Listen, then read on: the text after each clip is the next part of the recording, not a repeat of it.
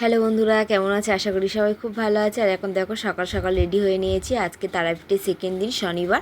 আর তোমাদের শনিবার সকালের ব্লগটা তোমাদের সাথে শেয়ার করছি। আর এখন দেখো রেডি হয়ে মন্দিরে চলে এসেছি। মন্দিরের পাশেই থাকি। আর এখানে তারাপীঠে মাকে দর্শন করে তারপরে দেখো ভোলে বাবার মাথায় জল ঢালাও হয়ে গেছে। আর এখন আমরা চলে এসেছি দেখো তারাপীঠ শ্মশানে। আর তারাপীঠ শ্মশানে দেখো মায়ের পুজো দেওয়ার জন্য আমরা দেখো লাইনে দাঁড়িয়ে গেছি। তারপরে ধূপবাতিও জ্বেলে নিয়েছি। আর এখানে তো তোমরা জানো সবাই, সব কিছু নতুন করে বলার কিছু নেই। আর এখানে ভীষণ ভালো লাগছে, সকালবেলার পরিবেশটা খুব সুন্দর। আর মাকে দর্শন করে তো কি বলবো, এটা তো মায়ের মন্দির, মায়ের দুটো পা আছে। আর এখানে দেখো ওর জেম্মা ধূপবাতি দিচ্ছে। আর আমরা রেডি হয়ে অনেকক্ষণ ফটো টটো তুলছিলাম। এখানে দেখো পুজোর ঝুড়ি নিয়ে আমি লাইনে দাঁড়িয়ে পড়েছি এই পুজো দেওয়ার জন্য। আর দেখো আমার ছেলে এখানে ঘুমিয়ে পড়েছে।